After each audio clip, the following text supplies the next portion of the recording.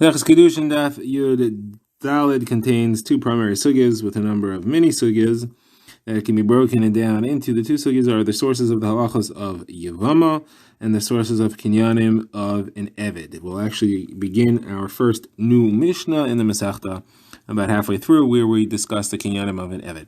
So first, let's begin. We have the topic of the Kinyanim and the leaving of the marriage for a Yevama, for Yibam. The Gemara will discuss three halachos. How do you know that a Yevama is niknis by Bia? How do you know that she's not niknis with anything else, any of the other kinyanim? How do you know that chalitza works for her is the second topic? And how do you know that the death of the Yavam frees her? That is the third topic. So let's begin. The Gemara first says, in our Mishnah, it said that a Yevama is niknis by Bia. That's her complete marriage. How do you know that? Somewhere says that the pasuk says Yevama yavi ala ulakachal ala isha. That seems that the Yibam is a complete likuchen. It's a complete marriage. The Gemara asks, maybe that is true, but you can also do kesef and shtar. I know that does not work. So the Gemara says, because it says v'yibma, it repeats again. V'yibma, you can only do yibum, you can only do bia, but you can't do kesef and shtar to complete the yibum process. So Gemara says, well, v'yibma, we said should be used for a different halacha. That's to be used that she can be niknis bal karcha, because the yavam could be yibma. So Gemara says, if that would be the only thing that it should teach me, it should say v'yavam. What's v'yibma with the hey? That is for the second drasha. Next, the Gemara wants to know the source for is that there is chalitza, and you know that there is chalitza for yivama. So the Gemara quotes the pasuk says, "V'nikra shmoi b'Yisrael beis chalutz hana'al." And that is the source of the concept of chalitza. But what that it teaches me is that she's free l'kol Yisrael, not just that she's separated from her yavam, from her yavam, but she is therefore free to everyone else l'kol Yisrael. So what this is about Yisrael is used for a different halacha. It's used to teach what Rav Shmuel Bar Yehuda said, that it has to be a Beis Din of Yisrael. It has to be a Jewish court that performs a chalitza. It cannot be a court of Evdei Kechavim. So it says Yisrael twice in the pasuk. Actually, it says later v'nikra shmoi b'Yisrael beis chalutz hana'al. So therefore, you have Yisrael twice. One Yisrael is for the court, and one Yisrael is that she's free to all Yisrael. So says no, that Yisrael is used for something else, and that whoever's present has to say out loud, "V'nikra shmoi b'Yisrael beis chalutz hana'al." The Gemara quotes the story where it says Rav Yehuda said, we were sitting in front of Rabbi Tarfon, and Yavam came for chalitza, and he said, all of you speak up and say chalutz hana'al, meaning you have to pronounce out loud that he's called the house of chalutz hana'al, the one who did chalitza. So Gemara says that's not learned from Yisrael. That's learned from the Anu. V'nikra shmoi b'Yisrael, where it says v'nikra shmoi, that is what teaches everyone needs to say that. It's not from the word Yisrael. Now again, the third sugya, the Gemara says, how do you know that there is misa for a yavam? How do you know that the death of her yavam frees her to everyone else? So I first want to say kavachomer from an eshes ish. If a married woman can be released from her isser, which is so heavy that it carries chenek, by the death of her husband, certainly a yavama who's only has a law of preventing her from marrying everyone else should be released by the death of that individual. Gemara says no, you can't learn from eshes ish. Eshes ish is different because she has a get divorce document works for her. It does not work for yavama, showing that she's actually more lenient to eshes ish. So Gemara says no, yavama has her own type of thing. Eshes ish has a get, yavama has chalitza. Those two are equal, so there's no leniency shown there for eshes ish. So Gemara says, okay, I'll show you leniency for eshes ish because they're the one who's creating her isser is the one who's releasing the isser. It makes sense that the death of the person who creates her isser, which is her husband, should cause her to go free. You don't see the same thing by Yevama. Her isser was created by her husband, but now the person who's dying is not her husband. The person who's dying is her Yavam. How do you know that should set her free? The Gemara says, no, the person who's dying is the one who's creating the Isser. The original Isser was her husband's Kiddushin, but that's not the Isser anymore. The Isser now is held on by her Yavam. So as soon as the Yavam would die, it's really the same thing. So the Gemara accepts that. The Gemara says, now we have a corollary question to this. Maybe Chalitza should work for an eshes ish. If you're saying that Misa works by you could say that Misa works by a Yevama, Kavachomer from eshes ish. Go the other way and say that Chalitza should work by an eshes ish, Kavachomer from Yavam.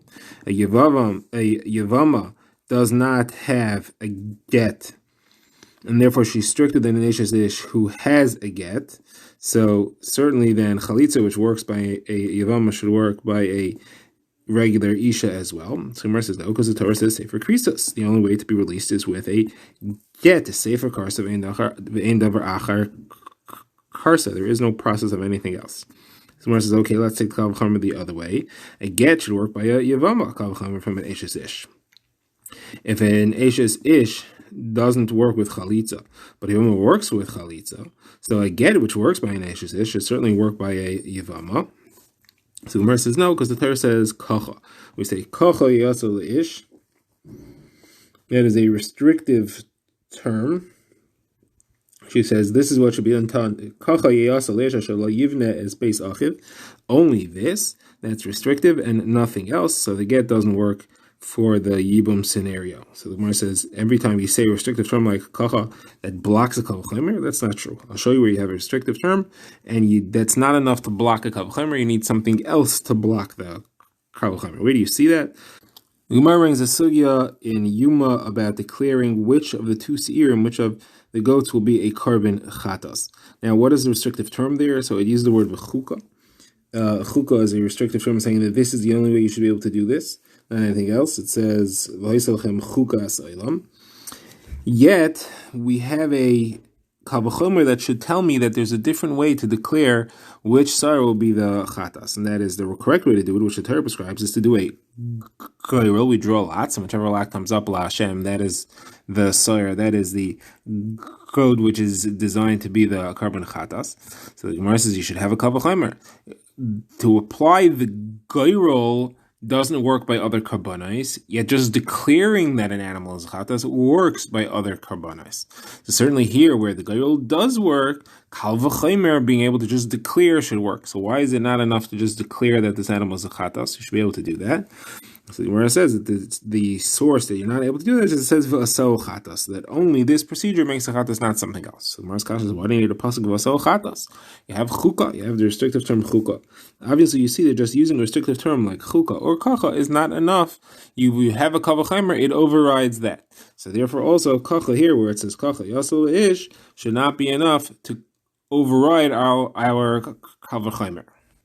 The Gemara therefore gives a different answer to why a get doesn't work for Yavama. The description of the get says v'chasav law, Sefer Krisos, it only works for her, only law, and doesn't work for someone else, doesn't work for Yavama. Someone says this law is used to teach me something else. This law is used to teach me that it has to be lishma, it has to be v'chasav law, it has to be written for her name. Someone says it says law twice. The pasuk uses the word a second time. So the Gemara says the second law is for something else as well. So you can't have one get be written for two wives at the same time. If a man is married to two women, he can't write one get for both of them together. The Gemara says, okay, therefore I'll give you a different source. It says na'al. The Torah says that chalitza works through the na'al. It does not allow for anything else. It should not have had to say beis chalutz hanal. It could have just said beis hachalutz. Now is to show that only a shoe works, only the procedure of chalitza works to free the yavama, not anything else. So the Gemara says, but now is also used for something else. That's used to teach me that the shoe does not have to be his. It could be any shoe. Now the Gemara quotes the Brisa. Na'al says that's to include multiple types of shoes, not only his shoe specifically. But na'aloi, that is to say that it has to be a shoe that fits him. It can't be too big that he can't walk on it, or too small that it doesn't cover half of his foot. And that excludes a type of shoe also that is missing the sole. Gemara says that as well.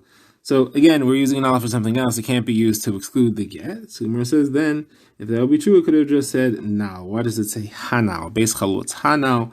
That extra hey teaches me this extra drasha. And this concludes the Gemara's analysis of the first Mishnah, the Masechta. Now, halfway through Daf Yudaled, we get to the second Mishnah in Meseches Kiddushin, which introduces the topic of the kinyanim of an Eved Ivri. So we're going to talk about an Eved Ivri. That'll be divided up into an Eved Ivri, which is a male Eved, and an Amma Ivriya, which is a female. And you also have whether she or he is being nikneh to an Eved Kichavim or to Yisrael. We're going to have separately mudim for that. We'll also have to have the source for the halachos as to when you have the Eved Ivri in his first 6 years of service, and the Eved Ivri in his later years if he chooses to stay after 6 years. So let's begin the Mishnah. The Mishnah says that one can acquire an Eved Ivri through kesef, that's money, shtar, a contract. Those are the only two ways, and he can gain his freedom in a number of ways. First of all, if he finishes his 6-year term of service. If Yovel arrives in the middle, that sets him free as well. He can also redeem himself by paying out whatever years of service are remaining in his 6th year. We evaluate based on his purchase price how much the owner paid per year, and whatever years are left, he pays at that rate. This is all for an Eved Ivri. An Amma Ivriya, that is a female, has additional ways, and that's when she reaches the age of Bas Mitzvah, when she brings Simanim, signs of maturity. That's all for her. And then we'll discuss how does an Eved Ivri who has extended his term, that is after 6 years, he has decided to stay longer, so how does he get out of that avdos? So for that there are two methods. One is Yovel, and the other is the death of his owner, the death of the other. Now, the death of the owner does not work in the first 6 years. It only works if he's a nirtza, that is someone who's already extended past the 6 years until Yovel. So the Gemara begins by looking for the sources of these halachos. So Gemara says, first of all, how do you know that there is a kinyan kesef? You can purchase an Eved Ivri with money. So Gemara says, because the Torah says, mi kesef miknasai. It says in when he wants to redeem himself, he has to pay back the money of his purchase. So you see that kesef is a valid purchase for an Eved Ivri. Somewhere says that works for an Eved Ivri that is sold to an Eved Kechavim, which is what is being discussed there, because an Eved Kechavim only purchases things with money. Yisrael are the only ones that have other kinyanim like Chazaka and Mashicha. Those are learned through psukim that they apply to a Yisrael. So how do you know that there is a kinyan kesef when an Eved Ivri is being purchased by a Yisrael? So the Gemara says that is learned from the fact that he can pay down his extra years. The Torah, that's learned from the word v'hafdei in the pasuk describing it's v'hefta in the pasuk describing a shivcha charufa. It says we learn from there that you pay down whatever years are left, and whatever years have already been served, those are counted towards his redemption. That is as if he paid that already. So it's Gemara understands v'hefta as meaning that the owner partakes in the redemption in the sense that he already got some of his money back through the service that he received. The fact that he can pay down some of it shows that there is an original price which has to be paid down. So there must have been a purchase price that works. The Gemara asks, that is talking about Shivcha Charufa, that's only talking about a Amma Ivriya, it's talking about a female there.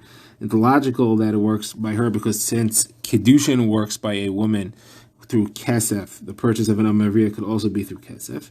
How do you know that a male Eved Ivri could also be purchased through Kesef? So the Gemara answers because it says Ki Macher L'cha Ivri Oiha Ivriya. It talks about the sale of an Eved Ivri, and it puts it together with an Amma Ivri. So you see the same methods that apply for one apply to the other. So it says, but that's only talking about an Eved Ivri who is sold by a Beis Din, because that's the context there. How do you know if he sells himself, he can be purchased for Kesef as well? So it says because in that context we use the word Sachir, and in the context of an Eved Ivri is being sold by Beis Din, we also use the word Sachir. The psukim are kisocher kisaisha v'yeh yimach ad shnas yevel yavad yimach, and you also have layikshe beinecha b'shalecha esechavshem yimach ki mishne schar sachir.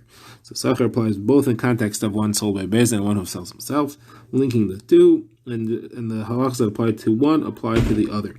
Now the Gemara is going to bring shortly that this is a machlok. The Gemara has a tzad that this is a machlokes, whether this hekesh exists or not, whether this link exists. So the Gemara says, according to the opinion that this hekesh does not exist, how are you going to learn out the kinyan kesef for an Eved Ivri who was sold by a Beis Din? So the Gemara says, because it says v'chi sasig right after the pasuk talking about the sale of the Eved Ivri by the Beis Din, it says v'chi sasig talking about where he sells himself, and it is linked to what came before to show the same halachos apply.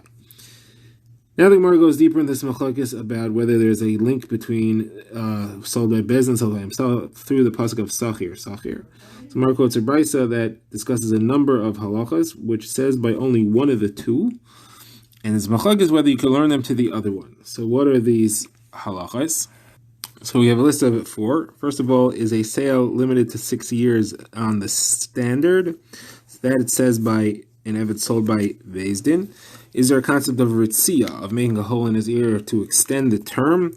That it says by, when it's sold by Bezdin as well.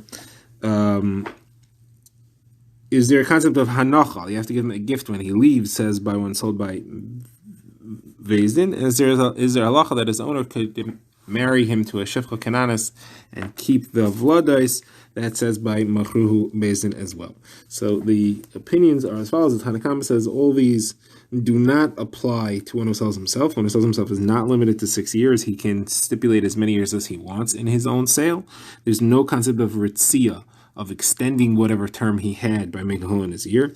There is no gift when he leaves, and his master cannot give him a shifcha to marry and keep the children. That is his opinion. He says, and Rabbi Elazar disagrees. Rabbi Elazar says all the halachos that apply by the machruhu Bezdin apply by the one who sold himself as well. So the Gemara wants to say, what is machlekes about? Rabbi Elazar must hold of a link between the two. You learn one from the other through Sachir. And the Tanakama does not hold of a link between the two through Sachir. So that's this machlekes. So it says Rav Tavyumi, in the name of Abaye, not necessarily. They all agree that there is a limud Sachir. The machlekes is there an overriding miyad where the Torah limits these halachas to a machruhu Bezdin through certain psukim, which we find in each of these 4 halachas. And the Gemara is going to go through the 4 halachas and try to show what is the potential limiting limud that we have from there. So first of all, about the halacha that there's an automatic limitation to 6 years, which says by machruhu Bezdin, doesn't say it by machar atzmai. So if Tavyumi says the source for that is where it says va'avadcha sheish shanim, it's only to you that he has to work a standard of 6 years, not in a different case, to a different owner where he was sold by himself, not through the court coming to sell him. So the Gemara says, and the other opinion who doesn't hold of this limit of this miyut, what does he do with the fact that it says va'avadcha? The Gemara says that's to teach you that he only has to serve you and not your inheritors, and that's if the adain will die in the middle, he does not pass the eved on to his inheritors. So how does the other know that halacha? So the Gemara says because it says avadcha twice. One is to teach this halacha, one is to teach the halacha which we said that the 6 years says only here. So Gemara says again, what does the other one do with that extra va'avadcha? So the Gemara says in context that's referring to the hanaka that is only given in this circumstance. That's how he holds. He learns that there is no hanaka in the other circumstance. So it's saying that in the context of saying don't feel bad because he worked for you.